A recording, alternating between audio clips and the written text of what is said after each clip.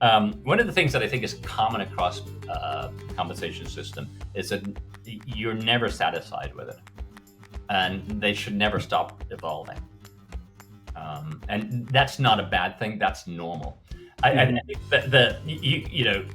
and people will joke about, well, we did this, we moved the compensation this way, 4 or 5 years ago. And now you're telling us we should move it back. That's terrible. You're inconsistent. Actually, no.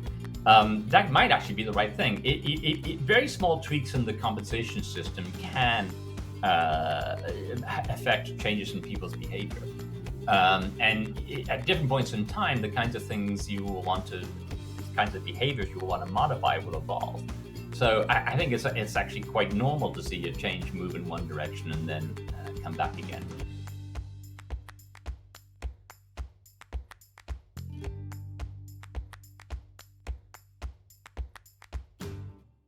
Welcome to Financially Legal, the podcast for law firm CFOs. I'm your host, Emery Wager, co-founder of Confido Legal, an embedded payments and finance platform specifically designed for the legal space. Today, we're going to be talking about one of the most important and potentially controversial topics in the legal world, law firm partner compensation. I spoke with Hugh Simons, who brought decades of experience advising firms on how to align compensation with strategy and performance. Hugh spent much of his career as a consultant at BCG and also served as COO for many years at a large law firm, so he's been in the trenches. For the past 10 years, he's been a prolific writer on compensation, profitability, and performance measurements at law firms. If there's one thing that stood out, it was Hugh's love of data. During the conversation, we covered the different models of compensation, some emerging trends, what's working in comp and what's falling short, and where compensation models are headed over the next few years. Although we focus primarily on partner compensation, many of Hugh's insights could be applied to compensation structures more broadly. If you want to understand how your firm can design a compensation system that supports profitability, attracts talent, and rewards the right behaviors, I think you'll find this discussion valuable. Here's my conversation with Hugh Simons. Hugh, thank you for being here. My pleasure. Thanks for having me. Awesome. Well, we will start off and kind of set the scene. Compensation is a hot topic among law firms, big and small. Every firm I talk to seems to have a unique compensation structure. Yeah. So I'll start with a relatively hard question, but can you take all the different compensation structures and come up with kind of like buckets? Can you sort of summarize what law firms, which direction law firms can go with compensation? So I guess if you go back far enough, maybe 30, 40 years, pretty much every law firm was lockstep, or certainly the major corporate firms were lockstep. By lockstep is meant that once you become a partner, over the first 7 to 10 years, you go up this ramp, and at each step in the ramp, there's a particular amount of or particular share of the compensation pie you get. Then when you get to the top of the rank, all partners are getting the same amount, irrespective of their practices, irrespective of corporate practice litigators, real estate attorneys, even sort of real estate and trust and estate attorneys were all getting paid the same. And that sort of doesn't work because the economics of those different practices don't align particularly tightly.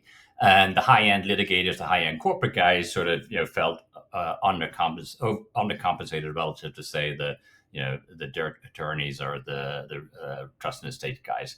So people started to change and introduce elements of, initially it would take the form of uncapping the lockstep or something like that. But more generally, sort of people drifted to different forms. A very common form is kind of some kind of points-based system, where points vaguely follow kind of a lockstep. As you get more senior, you get more points, but they allow for sort of the real star players to get dramatically more points than might somebody with sort of equivalent tenure. but without the same size of practice or the practice with the same leverage and hence profitability. So things started drifting off in those ways.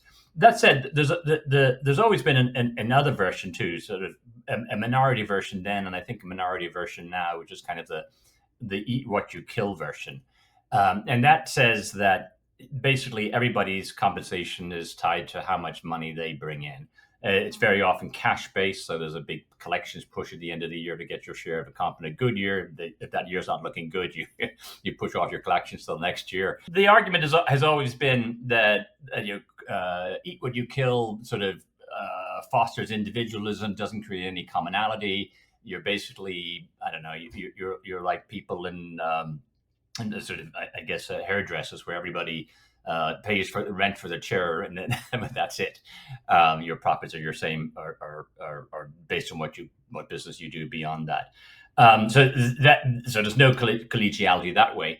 The argument then has always been that the lockstep firms are more collegial, and that's always struck me as kind of a bit odd because there's no incentive to actually cooperate. There's unlike the eat what you kill or sort of the more selfish versions. There's no incentive to go off on your own, but there isn't actually an incentive to cooperate. So they're kind of they're probably well less than 10% of overall firms now have sort of lockstep or variants of lockstep because they don't. The possibility for a free riding on the lockstep is too great.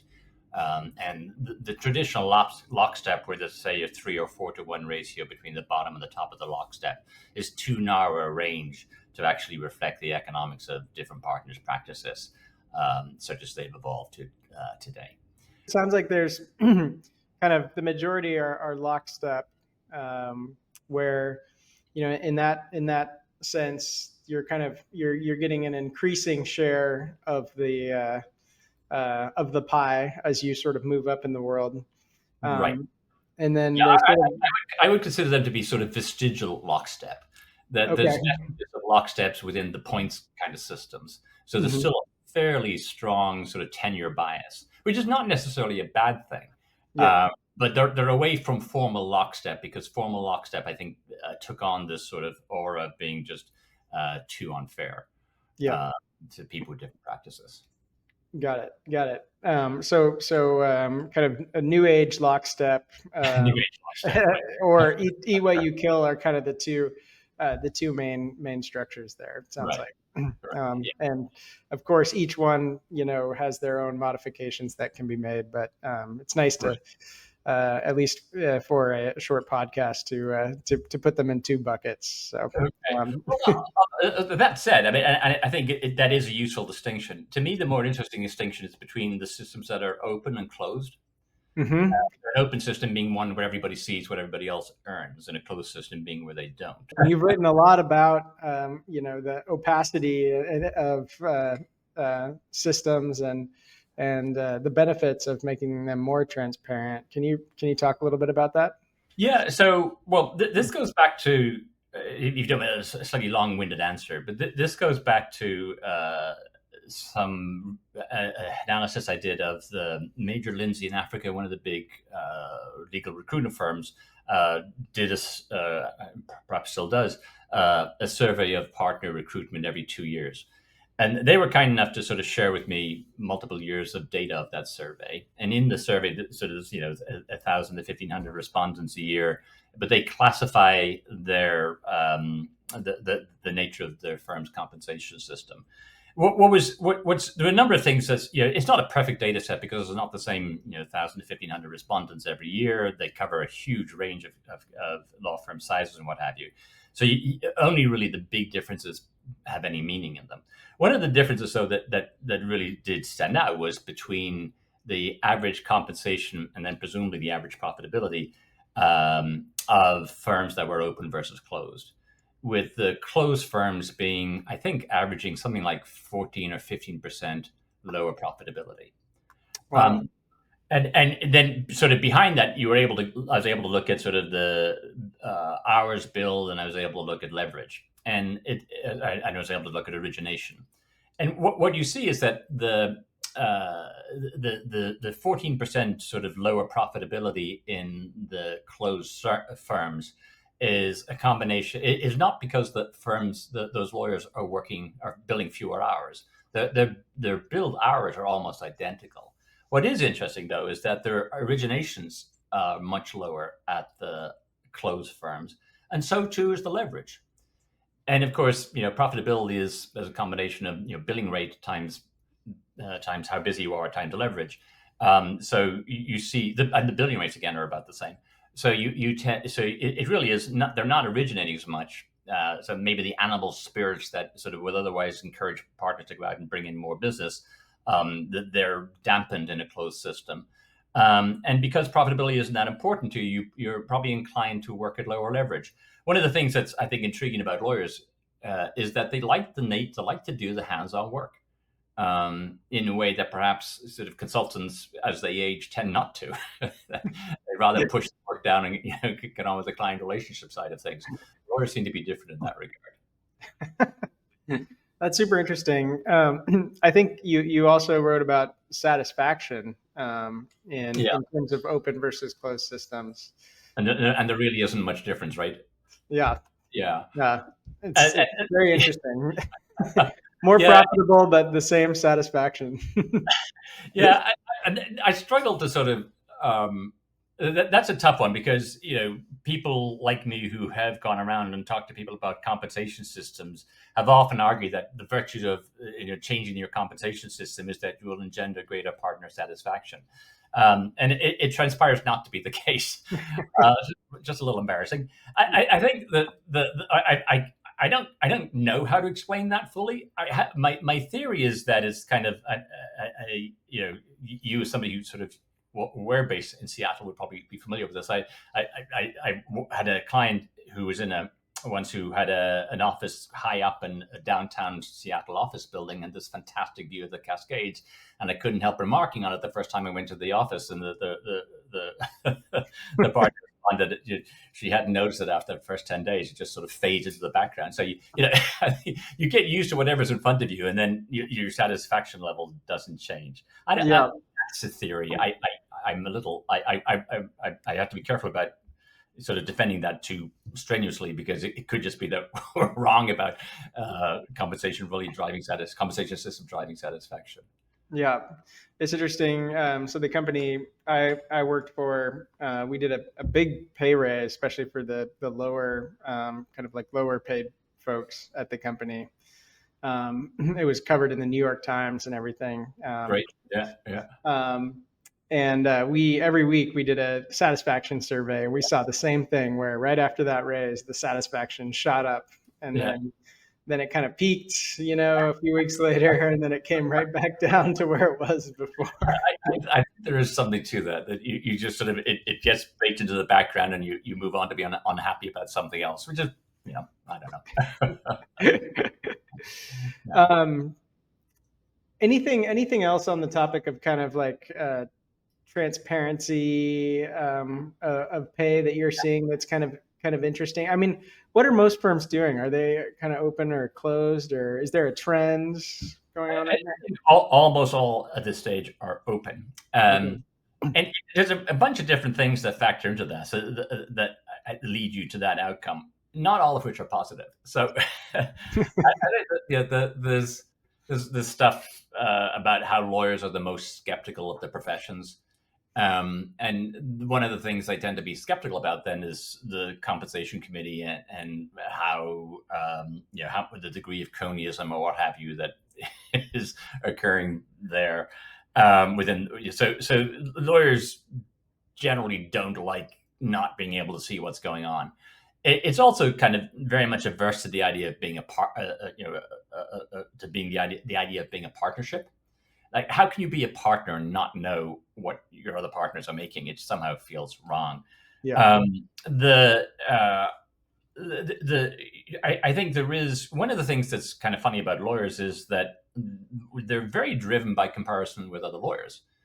And at some level, if you're in a lockstep firm, you're having a nice time, you're making enough money, more than you ever thought you would, the fact that other lawyers at other firms are doing great probably doesn't bother you that much. Let them go ahead. But if somebody in your firm starts to out earn you, you start to feel really badly about it. So I think there is kind of an animal spirits motivation when you see what others are doing, how others are earning. The other great thing about it is I think the junior lawyers tend to like open systems more, Mm-hmm. because they are more distrustful of the more tenured lawyers. The Mm-hmm. reverse, of course, is true. That the more tenured lawyers tend to be happier with Yeah. the closed system. Um, but a couple of nuances, maybe. One is that there's something really unfair, in a sense, to the generation of lawyers who grew up in systems that were lockstep and or largely lockstep. They behaved in a very lockstep fashion. Because in such systems, you're undercompensated earlier in your career and slightly overcompensated later in your career relative to your year by year contribution to the economics of the firm. However, Mm-hmm. an important caveat on that is that lawyers, as owners of the firm, ought to be compensated in two ways. They should be compensated as owners, and they should be compensated as workers. The Mm-hmm. compensation as owners part is kind of you would imagine that's a share-based ownership system. And the longer you've been at the firm, the greater share of ownership you have of the enterprise in some sense, because you're contributing more to the goodwill of the firm that enables it to charge the billing rates it does, and that you've built up the client base that it has, and all those kinds of things. So there is an argument that a certain amount of the pay of the profit pool should go to partners as owners, and Lockstep does that quite well. The other part though is that lawyers are also compensated for year by year contribution, contribution to the economics of the firm, in that sense, which is reasonable. You create money for the firm in a given year. You want to take money home. The two should be related in some way. That if younger lawyers tend to think only of the latter, and older lawyers think more of the former. Mm-hmm. Uh, how you see the world depends on how you benefit from it.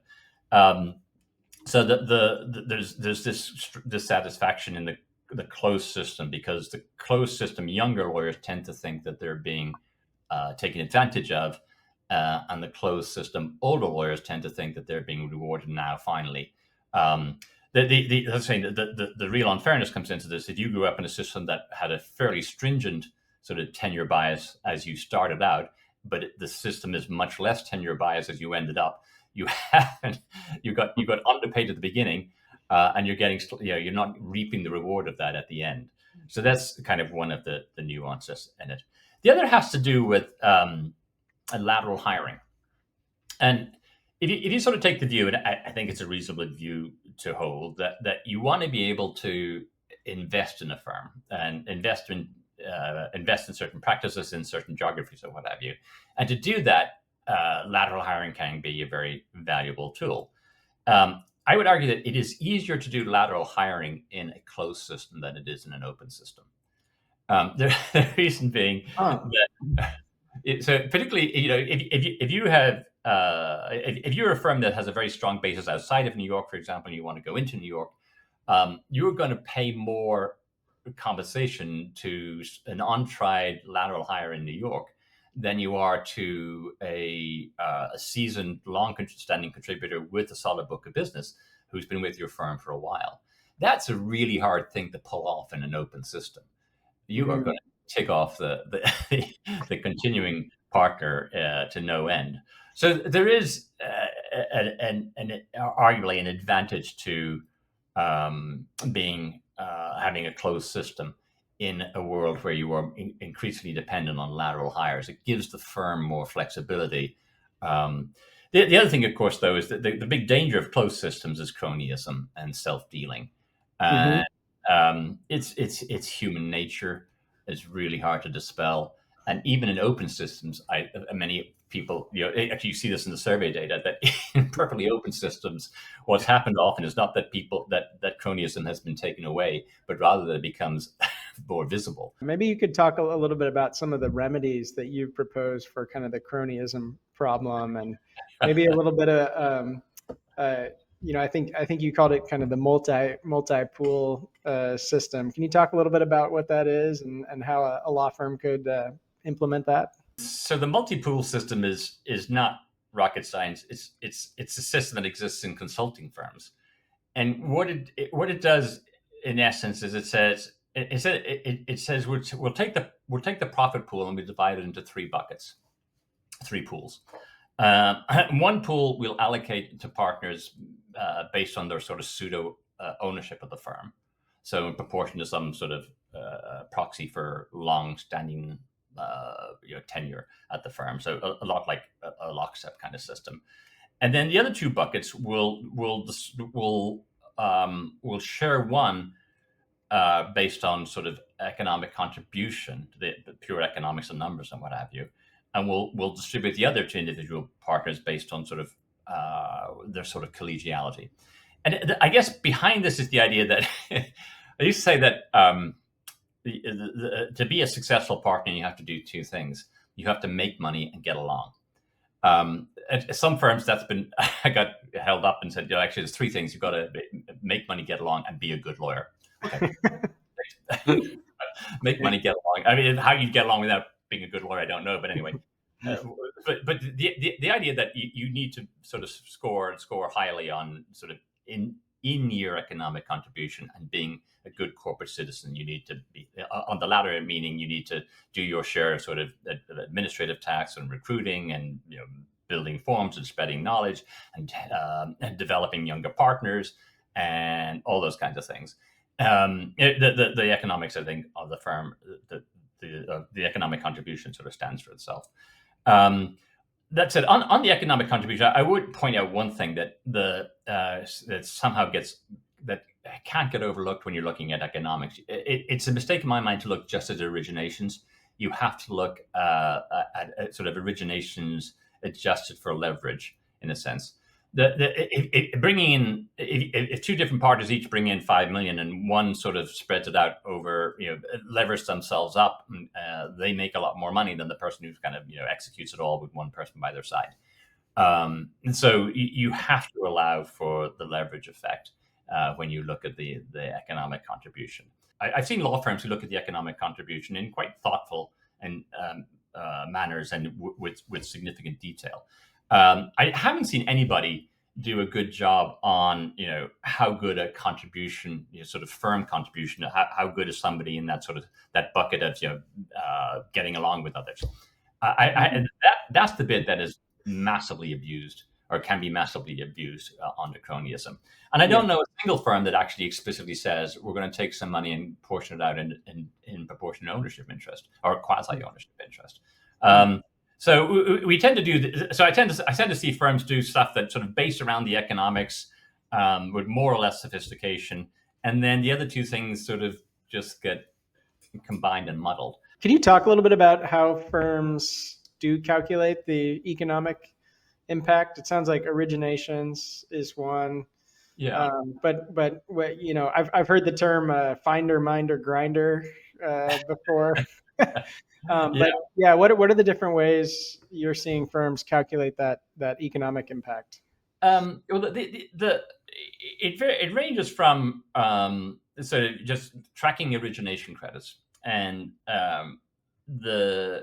sort of divvying up the pie in some way, or sort of looking at how somebody is compensated relative to their originations, and seeing if looking for some kind of there should be some kind of correlation there, you would think, but some people actually do it. It's certainly in the more eat what you kill environments. Obviously, people work directly off of that. Mm-hmm. The others, I mean, and originations can be, unfortunately, even within that you get issues because originations, the amount you bill or the amount you collect, is it the amount you work? I would argue to make it work, it really has to be the amount you collect, right? But then you should take out of that some element of sort of how much it costs you to perform that work. And I for a long time sort of espoused the view that you should consider the firm's cost to be sort of fixed or variable. really, that is sort of in microeconomics, courses they talk about fixed and variable. In law firms, I have argued that really translates to what the partner controls and that which the partner doesn't control. Mm. And that when you're looking at the economics of a partner's practice, the profitability of a partner's practice, you should look obviously the top line, how much cash they bring in, but you should take out from it sort of how much a cost for the controlled resource that they use. And the controlled resource they use is the staff, the legal staff or other staff that they employ Mhm. on the matter. So I've argued that you should look at sort of margin, and where margin is cash received minus the cost of the attorneys that you put to work on it. Um, that gives you, and then the difference. So if you start with the revenue that comes in, you take out the costs of the attorneys, and then that leaves you with, hopefully ought to leave you with a pot of money. That's the contribution that a partner is making to cover two things: the overhead of the firm and the profitability that then gets distributed out to partners. And I think that's a pretty good model where the overhead is kind of, there's no big difference in overhead between the different in the consumption of overhead between the different practices. I've seen a couple of cases where that's simply not true. I kind of have to confess that my approach doesn't really work well for you guys. You need to do something a little different. But let's talk about what that might be. You see it in IP, where there's a huge sort of system that has to be maintained of sort of what's happening in the IP prosecution world, where there's a system that has to be invested in and maintained. So that's an expense that if you're in a practice that if you're in a firm but you're not availing of that because your practice doesn't work and it doesn't do those kinds of things, then it isn't right to charge you with the cost of that stuff. Similarly, if you're if you're working for, say, a firm which has a big financial services practice, you serve lots of different banks, and a huge amount of what you do is banks in New York, and all the attorneys you use are in New York. But somebody else in that firm actually works for a regional money center bank, and they use sort of the lawyers who are in that regional money center town with their rent and their lower costs. It isn't fair to burden them with the same burden rate of the infrastructure and costs of New York as it is for the infrastructure and costs of pick your regional center. I think the spirit of the idea is valid, and in many cases it works, which is to say you should look at sort of cash less the costs that are controlled by the partner, and then just assume that all partners have an equal share of the overhead beyond that. Mhm. Although you have to flex that in environments where there's clearly dramatic differences. Yep. The piece, though, so it's interesting that you ask about the sort of the financial driven piece, because the piece that I think has real value, more value than is being exploited today, is that second piece around sort of make money being the first piece, get along being the second piece. The get along piece is huge and under appreciated in terms of the potential it has to help a partnership perform. One of the things that's always struck me about law firms, relative again to consulting firms, is the very small amount of effort that's put into the professional development of partners. Hmm. I think there's this idea, and again, it goes back to sort of the legacy world of you work your way up through the ranks, you become a partner. When you're a partner, it's kind of each tub in its own bottom. Off you go, bring in your clients, make your money. But a partner in a modern law firm is very different than that. That I feel like there's, depending on how you think about it, there's sort of different phases of your partnership career, and you just as you would. I think all of us would agree that associates will perform better if they are coached in terms of how they sort of ascend through the ranks of the associate pyramid. I think the same is true for partners, and yet I don't see anybody who's investing in that in in nearly the degree and with nearly the thought that that is consistent with getting the most out of the partnership. The idea is that, like, you somehow a partnership is going to produce a whole bunch of A+ players who need no they're just wonders of nature. They're phenomena, and they just do their thing.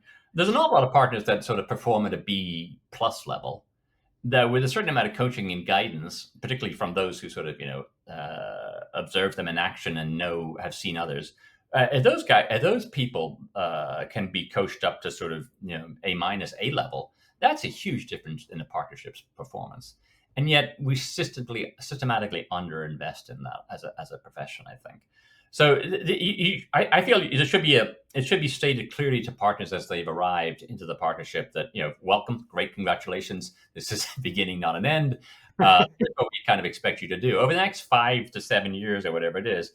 We expect you to not just learn your technical craft, but increasingly learn your client relationship management craft. And this gets into the finders, minders, and grinders piece. We we think by electing you a partner, we believe that you have the prospect to be more than a minder and really be a finder. But if you're just a grinder, we won't have elected you a partner, or we'll certainly won't have elected you a full equity partner. We'll maybe make you a non-equity partner. But for the first few years, we want you to hone your craft as a minder in the major relationships and start to sort of branch out into these other relationships where you can sort of experiment with being your own sort of the lead partner on a piece of a client or something else. But you're to do both. You're not to run off and sort of just do your own thing right away. But neither are you to assume that there's a permanent position for you here as sort of second chair or second whatever fiddle in the relationship. It's not tenure. It's not tenure. It absolutely is not tenure. It's up or out. One of the things that I think is common across compensation system is that you're never satisfied with it, and they should never stop evolving. And that's not a bad thing. That's normal. I think that and people will joke about, well, we did this, we moved the compensation this way, 4 or 5 years ago. Now you're telling us we should move it back. That's terrible. You're inconsistent. Actually, no. That might actually be the right thing. Very small tweaks in the compensation system can affect changes in people's behavior. And at different points in time, the kinds of behaviors you will want to modify will evolve. So I think it's actually quite normal to see a change move in one direction and then come back again. That's interesting. The notion of kind of partner development and partner advancement, especially in the context of pay spread. You've you noted that some firms have a relatively tight spread between the highest paid partner and the lowest paid partner, whereas a lot of bigger firms are moving to a bigger spread. I think 9-1 or something like that between highest and lowest paid partner. And I think you are kind of arguing for a larger spread. Can you talk a little bit about that trend or any trends that you're seeing, and why kind of a higher spread versus a lower spread? And maybe that relates a little bit to the kind of partner development, partner advancement kind of notion. So. Yeah, a little bit. The classic story on this is the magic circle, and so the magic circle being the elite London firms who very old school had rigid lockstep systems with a 3-to-1 or thereabouts sort of difference from top to bottom. As partner practices have evolved in different ways, so that major litigation, a successful major litigation partner outperforms economically a real estate transactions partner by more than 10-to-1, one would think. So within those firms, what happened was the top guys are getting the top of the pyramid. People, the top performers at the top end of the pyramid, are still getting undercompensated relative to the economic value of their practices. So the UK firms, this is 25, 30 years ago, were doing this. The US firms sort of see this or happen upon it. And because the US firms have at that stage a wider band, and some are already on sort of points-based system, it's very easy for them to pick off the top partners at the top firms in the UK. The UK firms were, I believe, very slow to respond relative to the sort of the threat that existed. So I don't recall the exact numbers, but I've written about it. It's in an article I wrote somewhere that I believe that if you go back 25 years, the Magic Circle were all in the top 15, 20 firms by PPP. Now, not one of them break the top 50. And Mm. I guess it's sort of the reason is twofold. Was they got picked off at home in London, and with the exception of Slaughter and May, they did crazy stuff overseas by expanding into lower profit markets. You lower your overall. Actually, that's a really silly thing to do, is to expand into lower profit markets and still still operate a lockstep comp system. Now, I Mm. think they adapted it, having figured that out, and sort of there's country specific locksteps and what have you. But at that point, why are we doing lockstep anymore? Anyway, it's as I say, it's a greater convenience to. It's great if you're a management team because it just takes the burden off having to explain to somebody how they could go about developing their practice and becoming a more effective partner, which is something Mhm. that lawyers, managing partners, even or certainly old school managing partners don't like to do. I would like to think that current managing partners are not afraid to have those conversations and see the value in them. The senior guys are afraid of the changes. So, you have to stand up to your contemporaries and say, sorry, guys, we really need to move off of this into a system that Mhm. is more comprehensively rewarding Mhm. the contribution, economic and otherwise, rather than simply rewarding tenure. But you can waffle around a little bit in terms of sort of how much how far off of a partner's comp you can under comp them before they leave is the big. Mhm.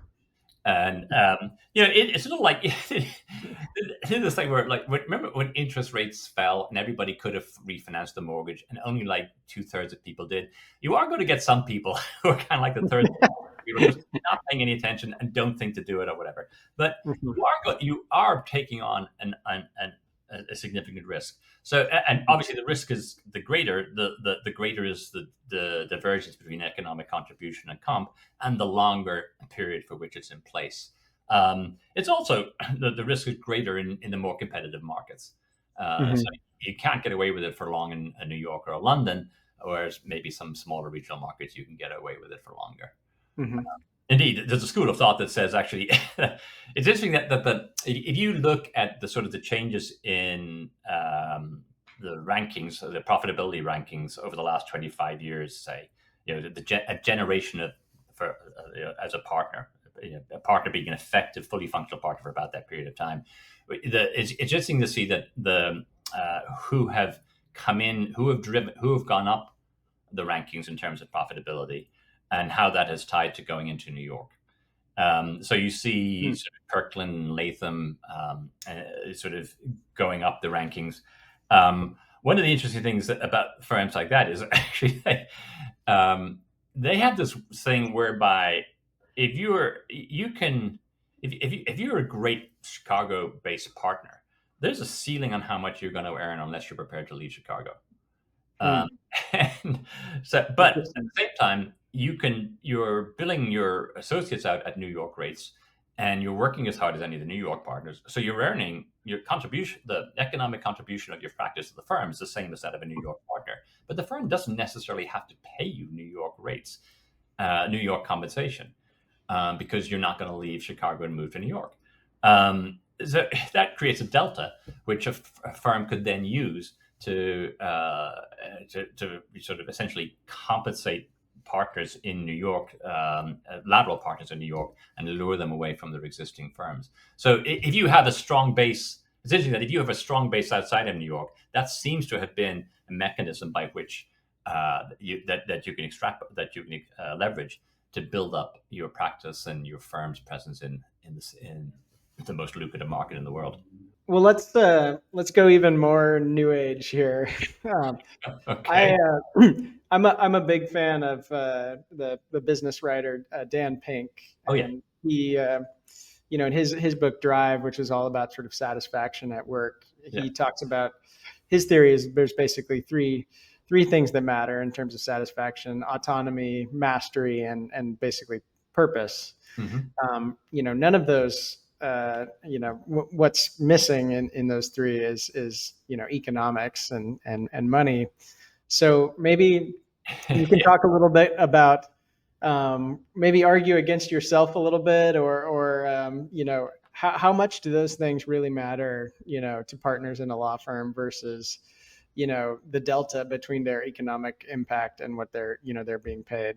Right. Well, I think those things matter very much, absolutely. And we anybody who's been around law firms has experienced that. I think you have to back up a little bit. I think I would argue that what Daniel Pigden is doing in that book, and I can't remember if he says it explicitly, although it's certainly there implicitly. There are two. I think he does touch on this, but there's sort of intrinsic satisfiers and extrinsic satisfiers with Yes. respect to work. Mm-hmm. I believe that he's describing the intrinsic satisfiers. Yep. Whereas the intrinsic is almost sort of, what do I enjoy about the work of itself? What do I enjoy about it day to day? And there, lawyers certainly, like many other professions, but maybe not, maybe more than any other professions, maybe not as much as doctors, but in and around that level, the intrinsic, they're interested in the nuts and bolts of what they do. They want to master it. They get a real pleasure out of that, definitely. So intrinsic motivator is very real, but the extrinsic matter, and the extrinsic are comp, social position. What does this allow me do in the world? What respect do I garner from others in this realm? It's so I think both sets have to work for you. And it's the extrinsic that get played upon when it comes to sort of the lateral hiring. The design of your comp system is a hugely important driver of how well your firm will do in the marketplace. And so I choose that long-winded phrase to avoid saying it's a strategic driver or something, but it's a strategic decision. But because there's strategy for pretty much everything now. But how well your firm performs relative to others is going to be highly influenced over a sort of a 25-year period by things like how you design your compensation system, how you structure it, and above all, I would argue, how you motivate your compensation system is a motivator for your partners. So too is this the idea that partners should be developed as partners, that there's an arc to a partner's career. You should have explicit conversations with people about that arc. You should help them move along the arc with coaching internally, with external sort of courses, with some degree of in-house counseling, whatever it takes. But there's such valuable resources that any kind of marginal improvement is worth investing in. And yet we seem to systematically, as a profession, shy away from it because it's intensely personal, which we don't like. And it's something that lawyers are not trained in. But one of the most effective people I've ever seen in any law firm is kind of a couple of people have this, so kind of an in-house coach of some kind, sort of who's trained more in the sort of the psychotherapy, relationship kind of handling kinds of things. And they can be immensely powerful. They're not just as putting out fires when people start fighting with each other, but obviously that's a useful deployment, but more generally in terms of sort of helping partners understand how they can coach others and be better, the best possible versions of themselves. Give me a crazy experiment that you'd love to try. If you had a law firm in a lab and you were going to try a new, no, you had two. You had a control and a and the experimental law firm. I think it would well, two things. It would be the multi-pool compensation system. I'd love to see that done. I mean, it's what it's what the successful global consulting firms do. I don't know why no law firm is doing it. I sort of because it'd be a lot of work to change and all those kinds of things. And it's just not. It's never compensation system is kind of as I say, compensation system is really important. It plays out over a period of sort of not just 5 years, but maybe 25 years. But it's important, but it's never urgent. So, other things are urgent, and it's therefore it never quite happens. But that would be the thing I'd love to see, and I am absolutely convinced that So in part, so if that's one thing, the other thing would be for a law firm to really invest in this notion of developing individual partners as partners along an arc of a career that says, there's a path to a partner's career, there's an arc to it, and we're going to help you work along that, and we're staying with you each step of the way, and we're engaging with you in a way that's emotionally intelligent, not just numbers driven, and not just sort of tenure driven or any of those things, but it's really how do we help you become the best possible version of you. It requires an honesty, it requires a directness, it requires an emotional intelligence that lawyers, I think, can deliver, but probably need somebody at their right hand as they start out doing that, just to guide them through the sort of the basics of it. Because lawyers, many wonderful people, and they learn fast, and they can pick up on this stuff and they can move it. And we know from our litigator friends that they are very good at handling people's emotions when called upon. So it's just to have them sort of take that EQ along with the IQ and deploy that in developing partners along that arc. It's not just the junior partners, but it's also one of the problems that a lot of people have is the overhang of senior partners who don't go away fast enough. And now there is the long-serving service partner that really has to be sort of managed down to a different comp level. All those kinds of things have to happen. Yeah, interesting. Well, before we wrap up, I could do what maybe the question you didn't quite ask there, but maybe just if we're wrapping up, one thought is that the something I would encourage folks in the financial planning and analysis world at law firms to look at is sort of just some correlations and between the compensation of the partners. Obviously, this only works for the firms with larger numbers of partners, but a couple of things that I think are really useful if they haven't been explored already. One is the relationship between billing rate and compensation. It's amazing to me how tight that relationship is. So it's interesting to look at because it's kind of a curiosity, but it actually serves one other purpose. Is I found that partners can be resistant to having their billing rate raised. But if you show them it's kind of a scatter plot where the x-axis is billing rate and the y-axis is compensation, and then you tell them you want to, and you'll see that all the partners group along the line up the middle, you get a little less resistance to the idea of increasing billing rate. The other thing is, if you have enough partners, you can do. Are you familiar with multiple regressions, where you sort of take?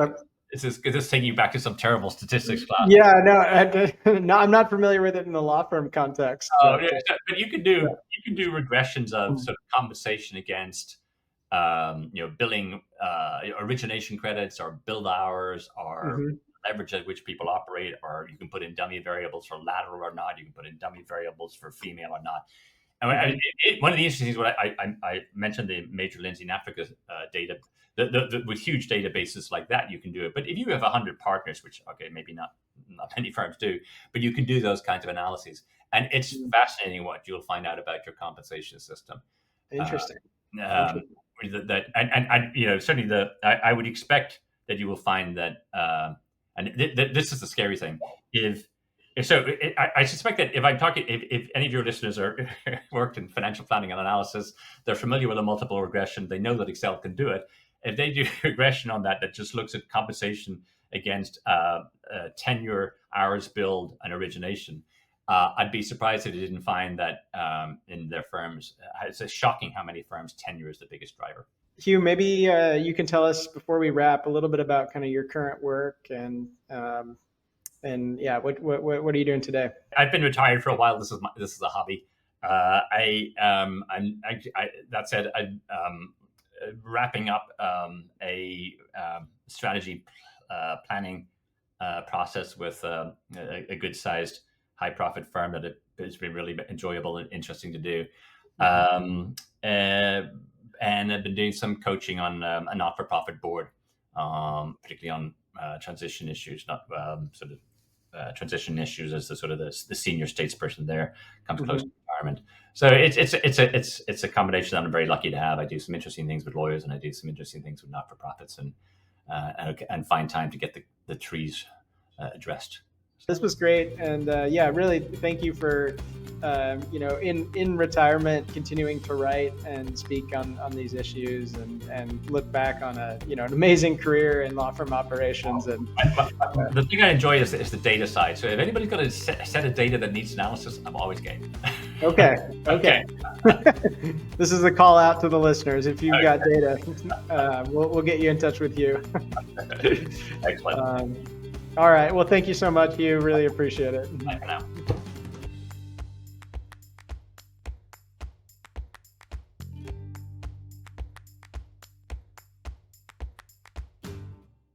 Thank you very much for joining us today. We drop these episodes every couple of weeks. You can get the most up-to-date info on Financially Legal by following Confido Legal on LinkedIn. We'll let you know when new episodes are coming out with special edits and content not found in the main episodes. If you prefer email, you can subscribe at confidolegal.com/financiallylegal. See you next time.